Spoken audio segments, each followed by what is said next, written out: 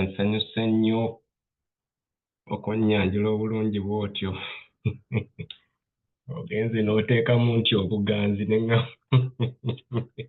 buganzi sisitiimu ki nga sigitegeera. Naye twebaza Katonda nti atuwadde obulamu. Amiina. Akawungeezi ka leero tugabane wamu ekigambo nga bwantumye. Njagala okwebaza bonna abayimbye, mwebale nnyo ate mwebale na kukeera. Ndowooza leero tukeddeko era nsubira tujja kuvaako mangu. Ekyokuyiga kyaffe kiriko omutwe ogugamba nti okukkiriza nga kuwakanyizibwa obutuufu bw'ebintu nga bwe birina okubaawo. Faith versus reality. Okukkiriza nga kuwakanyizibwa ebintu nga birina okuba. Oluyimba Mama America lwayimbye ate luggyeyo nnyo ekyokuyiga kino nti mpa okukkiriza okunene. Bayibuli bw'eba eyogera ku kukkiriza naddala ng'osomye mu Abaebbulaniya essula ey'ekumi olunyiri olusooka agamba nti okukkiriza kye kinyweza ebisuubirwa, kye kitegeereza ddala ebigambo ebitalabika. Nti omuntu aba n'okusuubira naye bw'aba nga takkiriza, okusuubira okwo tekusobola kuba kunywevu. Okusuubira kuba kwa lujjulungu, kuba kwa mazzi. Omuntu buli lw'aba n'okusuubira n'akkiriza nti ajja kufuna ekyo ebirooto bye ekiri mu birooto bye, afuna okuddibwamu era n'aba mugumiikiriza. Emirundi egisinga singa mbuuza buli omu ali wano nti kiki ky'osuubira ky'oyagala ofune, ky'oyagala obeere, buli omu alina ky'asuubira. Buli omu alina ky'alowooza nti mu bbanga bwe liti nja kuba n'ekintu bwe kiti. Buli omu alina ky'agamba nti mu bbanga bwe liti embeera yange ejja kuba ekyuse. Naye bw'oba nga tolina kukkiriza, bw'oba nga obuusabuusa, ebintu bye bisuubirwa ne bw'obirindira emyaka emeka, oyinza obutabifuna. Bassebo ne bannyabo, eriyo ku ffe wano ng'obadde mulwadde ebbanga ggwanvu era buli ssaawa okeera ku makya n'osaba buli lw'ofuna akaseera ne weewonga eri Mukama ng'olina essuubi nti ojja kuwona.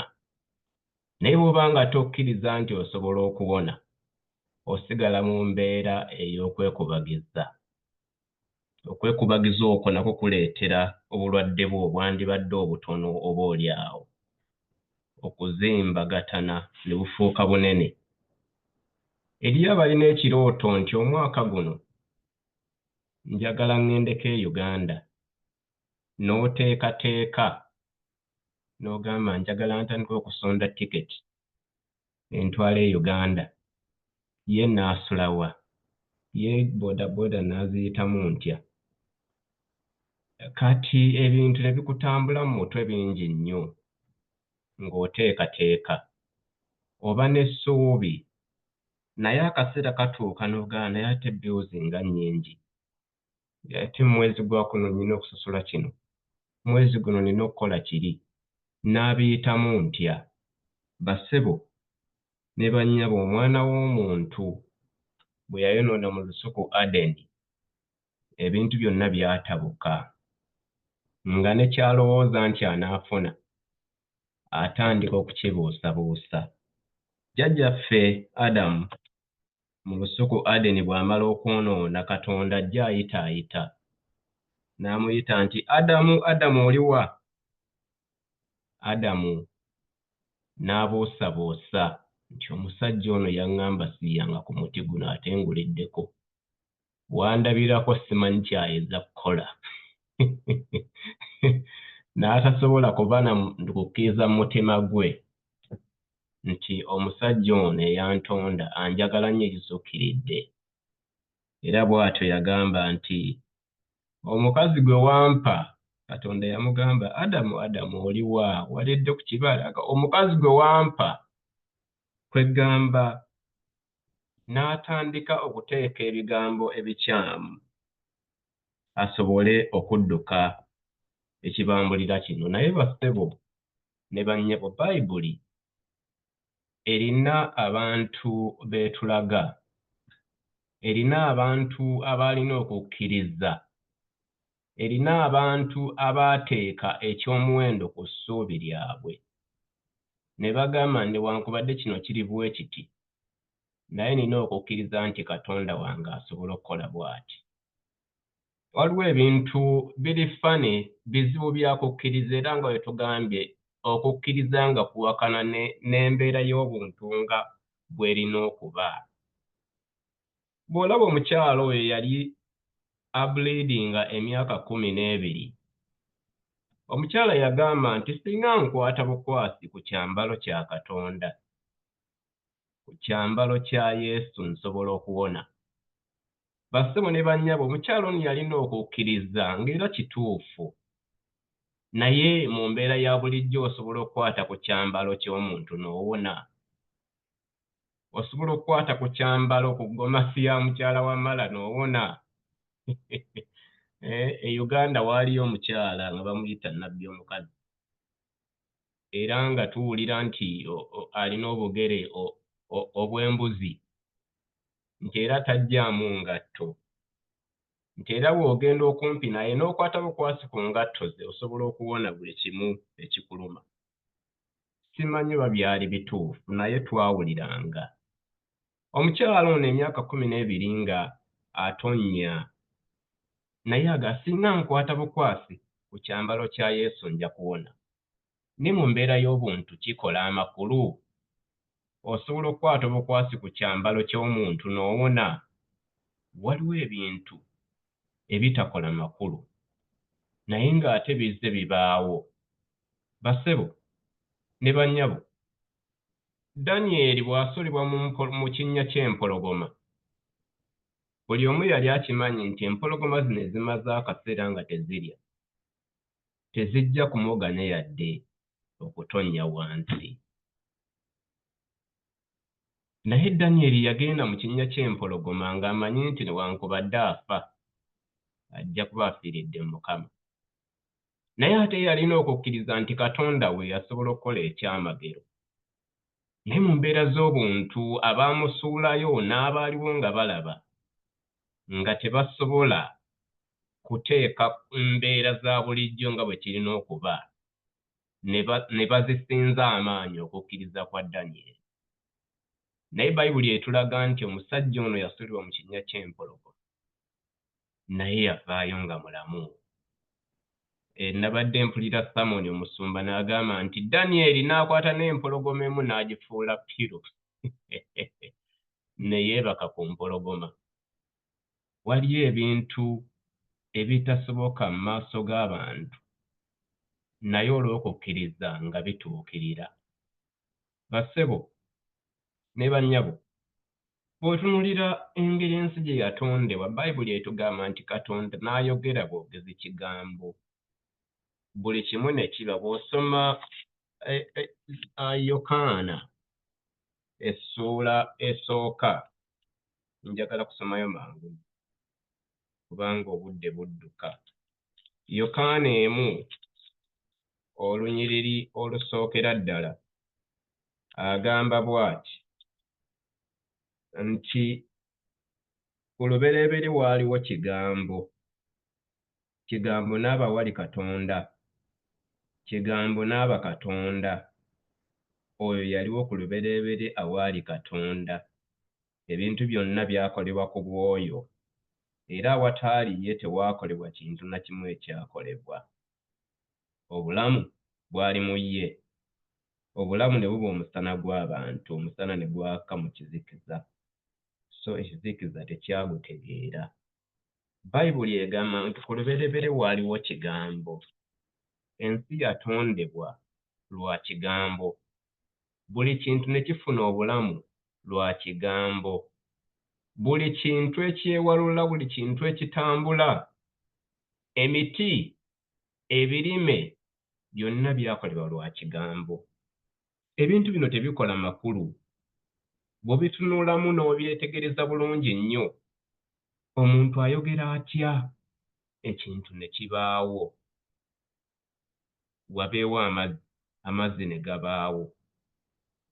Wabeewo olukalu, olukalu ne lweyawula ku mazzi. Wabeewo ekitangaala ne kibaawo.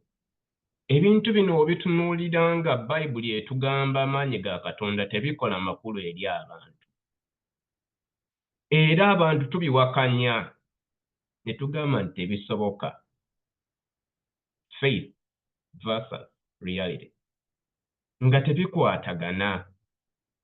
Twalina omusomesa waffe ndowooza nali mu senior 2 n'atugamba nti naye mukimanyi nti Yesu gwe musinza nti yakomererwa, mu butuufu teyakomererwa? Tugamba teekako. Mukimanyi nti Yesu bwe yalabanga bajja omukwata ne yeefuulamu omuntu omulala n'ayitawo bw'atyo n'agenda ne bakwata omuntu omulala.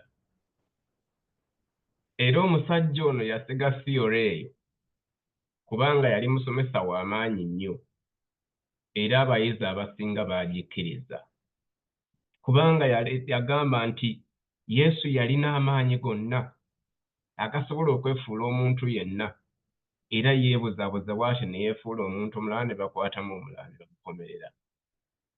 Bassebo ne bannyabo, waliwo ebintu ebyogerwa nga bisobola okulabika ng'ebituufu. Naye ate ne wabaawo ebintu ebyogerwa ne waba ebikolwa ng'ate byo biba byakukkiriza. Akawungeezi ka leero tetuyinza kuvaawo nga tetwogedde ku musajja eyali omuzibe, Yesu gwe yakwata ku maaso n'asiigako ettaka n'awona.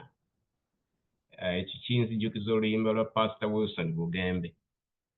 Yagamba nti singa waaliwo abasawo awo abatendeke bandikutte Yesu ne bamuwalaawala paka mu b'amateeka. Okwata otya ettaka n'oliteeka ku maaso g'omuntu?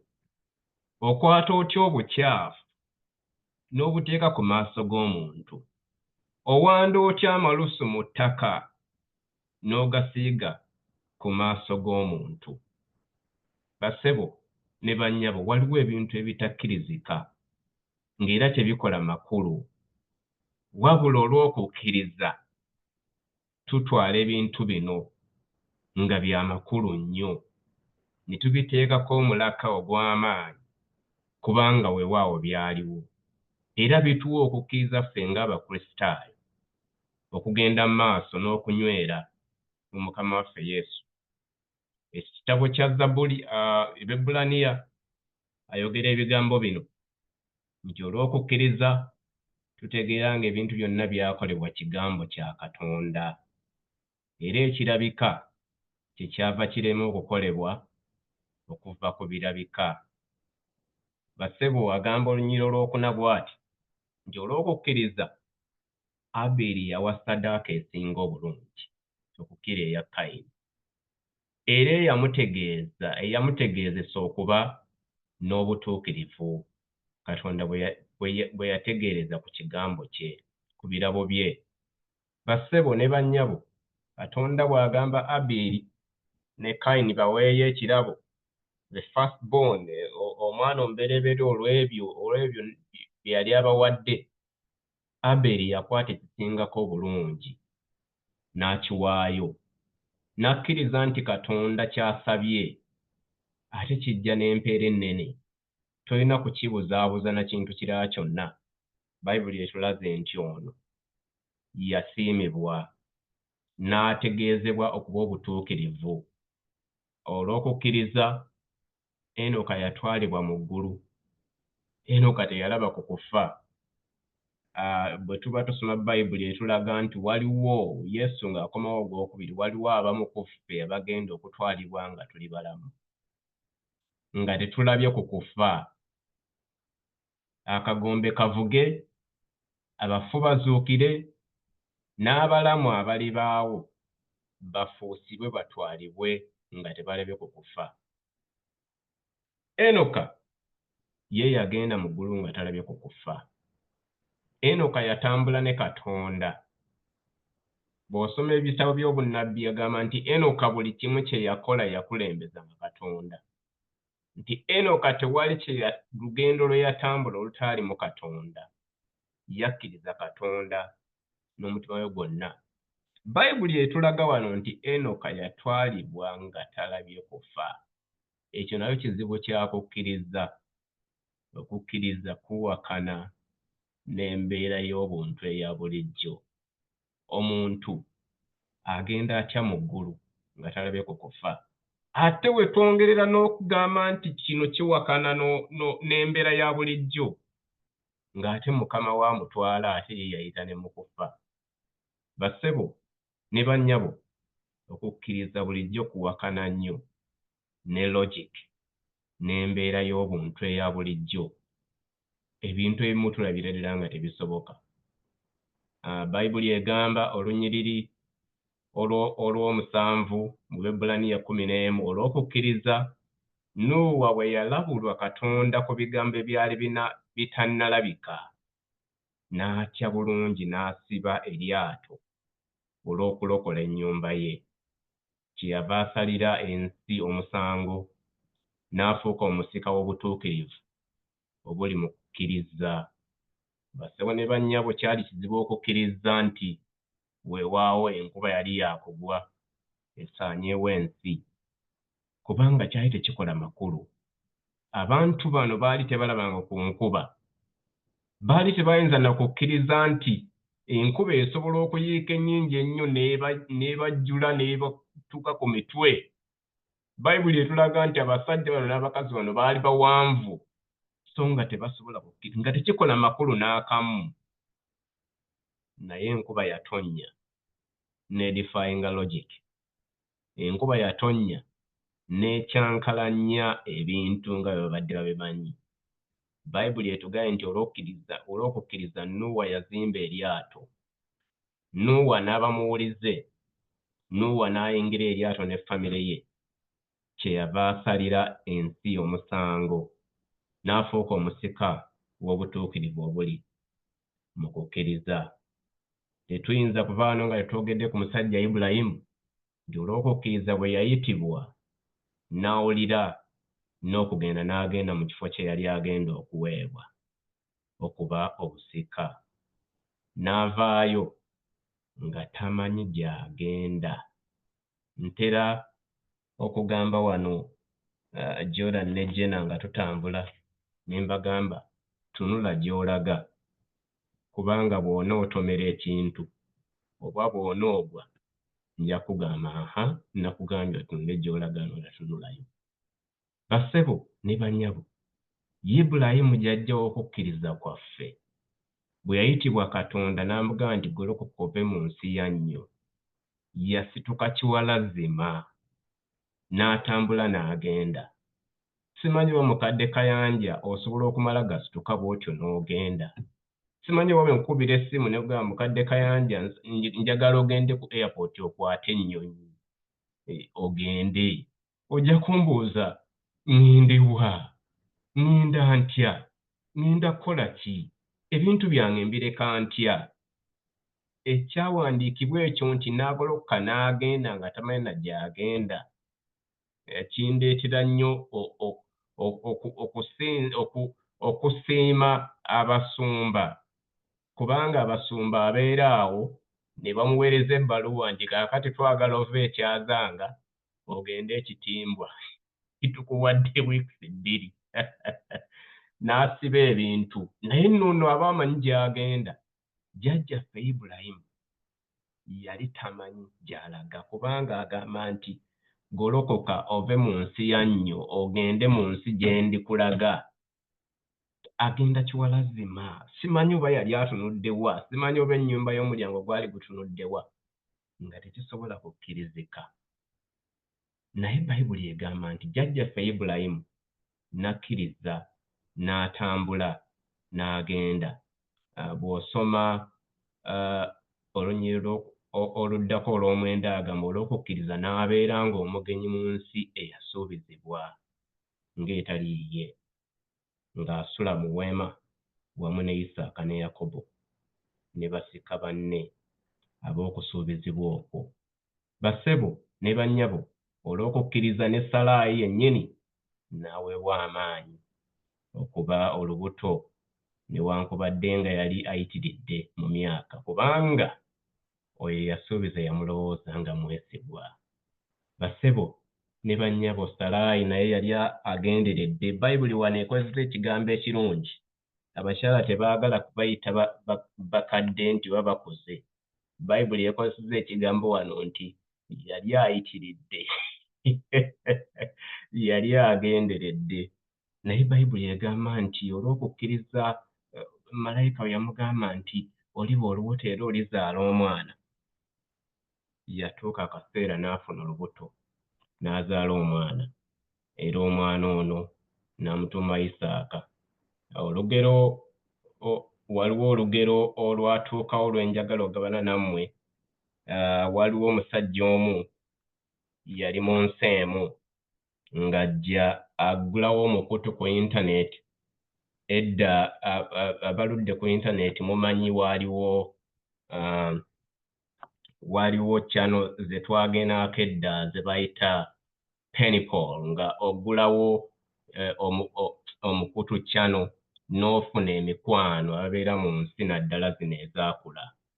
Omusajja ono yagenda ku mukutu n'aggulawo akawunti eyo n'atandika okunoonya emikwano, kubanga ebiseera ebyo gwe gwali omukutu gumunaayiza wala, nga bwe wandiise social media mu biseera bya leero, nga bwe wandiise Facebook, wandiise Twitter oba wandiise Instagram n'ebiringa ebyo. Omusajja ono aba atambulatambula ku mukutu ogwo n'asanga mwana muwala.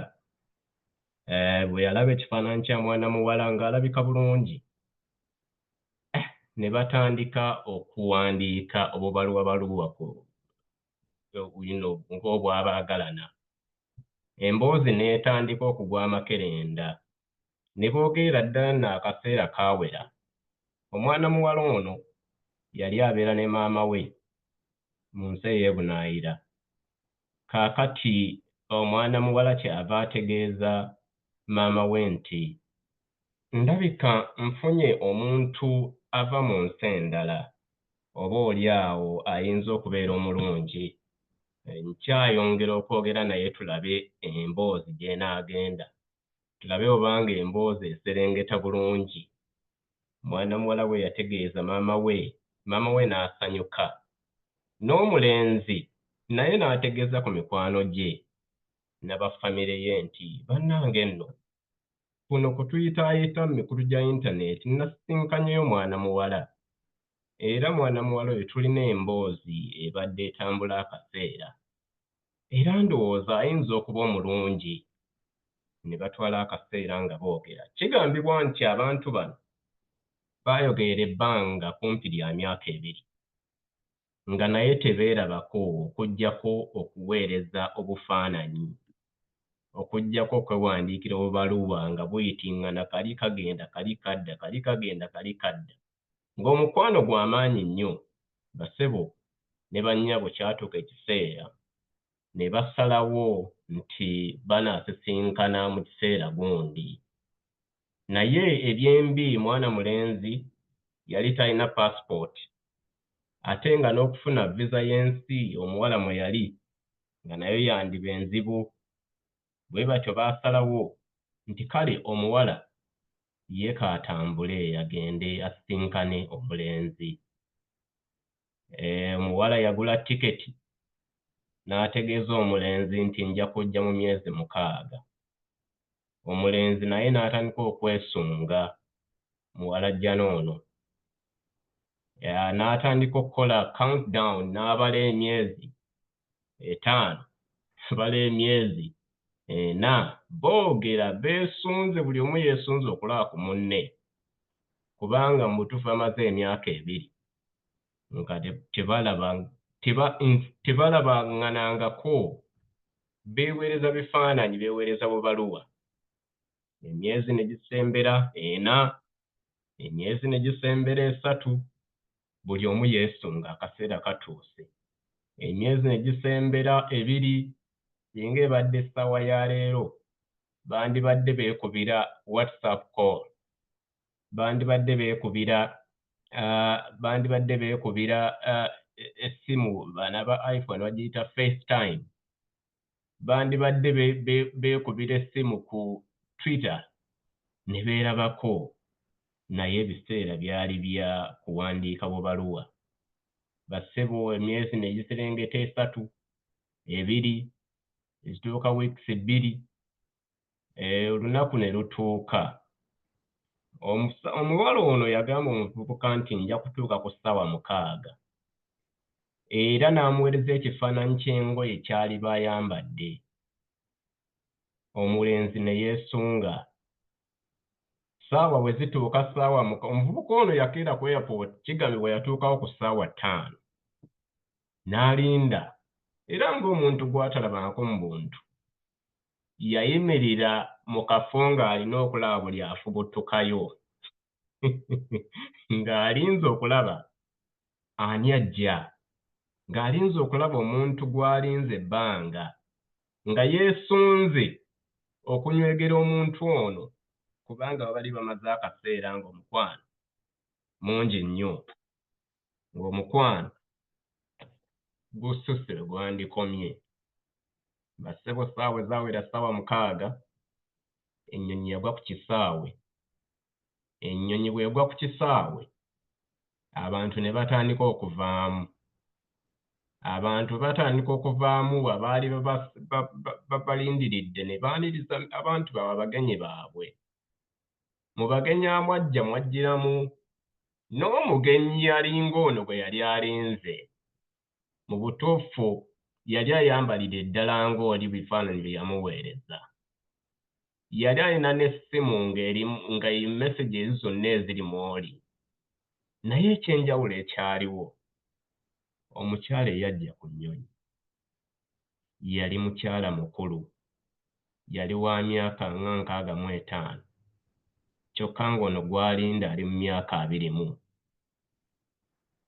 omuvubuka n'atunuulira omukyala ono omukyala ng'alina ekifaananyi ky'omuvubuka omukyala nga yeetikira eddala ebyayogerwako by'anajja nabyo naye nga azze muzeeyi kyokka ng'oli gw'abadde alinda omuvubuka yalowooza oba adduke omuvubuka yalowooza oba aleme kwogera naye ebintu bingi ebyajja mu bwongo bw'omuvubuka ono omuvubuka n'agamba nti olwaleero kaweddemu kubanga bulijjo mbadde mbuwulira buwulizi nti osobola okuba ne mukwano gwo ng'olowooza nti wa kigero kyo naye ate ne bijja nga wanjawulo muvubuka ebintu bingi nnyo ebyamujjira ku mutwe bassebo ne bannyabo omuvubuka ono kyava asalawo n'agenda n'asisinkana omukyala ono bw'amusisinkana ne boogera n'amugamba nze gw'obadde oyogera naye ebbanga lyonna amannya gange nze gundi embeera n'emutabukako nga maama ye yazze omuwala teyajja ku nnyonyi eyo naye maama ng'alina conversation yonna yagitadde mu mutwe nga bw'abadde nga boogera n'omulenzi era buli kimu yalinga asomye script nga buli kimu yakikwata bukusu ne boogera ebintu bingi nnyo nga byonna bimaakinga ne byabadde ayogera nabo mu kuweerezeganya obubaluwa omuvubuka ne bimutabukako n'abulwa ekyokukola kyava asalawo batuule ku airport bafune ekyokulya ne batuula ne bafuna ekyokulya naye nga tabitegeera amaanyi ne gamuggwaamu n'agamba amaanyi gampedde n'atuula n'omukyala ono omukulu n'amala akaseera naye nga talina kyalowooza kati ebirowoozo byonna bimuweddeko ne babeera awo ssaawa 6, ssaawa 7, tamanyi na kumanya kati gy'atwala muzeeyo ono kubanga yali akoze enteekateeka ya muvubuka ng'amwesunza akaseera akawera naye ono azze tamutegeera mu butuufu ebintu byamutabukako. Omuvubuka ono n'atuula n'omukyala ono okumala essaawa endala 3 nga bimutabuseeko anoonya amagezi ag'okukola tagategeera. Ku ssaawa nga 9 waalabika ennyonyi endala eyagwa. Ennyonyi endala bwe yagwa abantu ne bavaamu. Abantu bwe bavaamu omukyala mwana muwala oli yennyini yali ajjidde ku nnyonyi ey'okubiri. Bw'ajjira ku nnyonyi ey'okubiri kyava aweereza maama ka message nti omukulu wamulabye muli wa? Maama n'amulagirira we baali. Omuwala n'ajja ng'ayambalira eddala nga bwe yagamba omuvubuka ng'era afaananira ddala maama. Ensawo nga yeeyo, ekiteeteeyi nga kyekyo, engatto nga zeezo, buli kimu ng'afaananira ddala nga maama eyasoose okujja bwe yali. Omuwala bw'atuuka we baali n'amutuulira omuvubuka. Omuvubuka naye nga tabitegeera n'amugamba yenze maze ne ntuuka nsanyuse okkulaba. N'amunywegera. Bw'amunywegera omuvubuka yakaaba nnyo nga tabitegeera kubanga mu bye yalowoozaako okuyombesa omukazi ono omukulu. Yalowoozaako okumwekyangirako okuvaawo okugenda. Naye Mukama yamusaasira n'aba mukkakkamu. Omuwala kyava agamba omuvubuka nti nayagadde okugezesa okukkiriza kwo, nayagadde okugezesa obukkakkamu bwo, nayagadde okugezesa embeera zo. Kyenva nakoze omupango ne maama ye asooka ajje, era akatego okabuuseemu. Amiina. Amiina. Kyali kizibu kya muvubuka ono okukkiriza kubanga ekifaananyi ky'abadde alaba okuva mu bubaluwa, ebifaananyi bye yafunanga kyali tekikwatagana n'ekya maama ono. Era yawulira ng'amenyese omutima. Naye yagamba oboolyawo kansigale nga njogera. Kansigale kale ebintu bintabuseeko naye kansigale kale katwogere. Naye sibitegeera. Naffe bwe tubeera mu nsi eno, Katonda eriyo ebintu by'atuwa nga tulina okukkiriza nga bwe bizze. Naye tubuusabuusa amaanyi agabirimu, ne twekyanga, ne tuyomba, ne tuvuma, era Katonda ne tumukaasinga, ne tufiirwa emikisa gy'aba atadde mu bintu ebyo. Bassebo ne bannyabo, tuyige okutunuulira embeera zonna Katonda z'atuwadde tube n'okukkiriza. Luli oluyimba baba aluyimba nti through all my situation God gave blessed consolation that my trials come to only make me strong. Nti ebintu byonna Katonda by'aleeta abireeta okutulaga nti asobola okutuggya mu mbeera eyo ate tuvaamu nga tuli b'amaanyi n'okukirawo. Okukkiriza kwaffe kuleme kubeeramu kuwakanyizibwa ebintu bye tutwala ng'ebyamakulu ebya bulijjo ebikola mu bulamu bwaffe. Kubanga Katonda ate by'atutegekedde bya njawulo nnyo. Kyava ayogera wali ku Bikkulirwa essuula 2 olunyiriri olw'10 nti kale totya by'ogenda okubonaabona. Laba, omulyolyomi oyo agenda okusuula abamu mu mmwe mu kkomera, mukemebwe. era mulibonaabona ennaku 10 beera nga mwesigwa okutuusa okufa nange ndi kuwengule ey'obulamu. Okubuusabuusa kwaffe bwe tuba nga tetukkiriza ne tubuusabuusa tetugenda kufuna ngule ya bulamu. Tetugenda kufuna ngule ya bulamu kubanga ekyamazima okukkiriza kwaffe kasita kuba kutono nnyo tugenda kukkiriza nnyo logic ebintu nga ebirina okuba ku nsi eno. Era bijja kututwala engule ey'obulamu etusube. Naye tube n'okukkiriza tugambe tukimanye nti eyasuubiza talimba era ajja kutuukiriza mu kiseera ekituufu. Bassebo, olunyiriri olwenjagala okusembyayo luli mu Yokaana essuula eyo ey'14 olunyiriri olusooka n'olwokubiri. Kyava agamba nti omutima gwammwe tegweraliikiriranga, mukkirize mube n'okukkiriza mu Katonda era nange munzikirize. Have faith in God and in me. Mu nnyumba ya Kitange mulimu ebifo bingi eby'okubeeramu. Singa tekiri bwe kityo nandibagambye kubanga ngenda okubateekerateekera ekifo. Bassebo ne bannyabo, tugenda kuyita mu kunnyigirizibwa, tugenda kuyita mu kubonaabona, tugenda kuyita mu kwokebwa, mu kusuulibwa mu kkomera. Naye okuggyako nga tukkiriza Katonda bino bijja kututuukako ate n'omuliro gutwokye. Naye tubeere n'okukkiriza mu Katonda. Tetuteekawo omuguwa gwonna kulwanyisa kukkiriza na logic na bintu ebirina kuba kubanga Katonda takolera ku logic. Njagala okusoma kakooti akasembayo tuve wano. Agamba bw'ati, kakooti akasembayo tuve wano.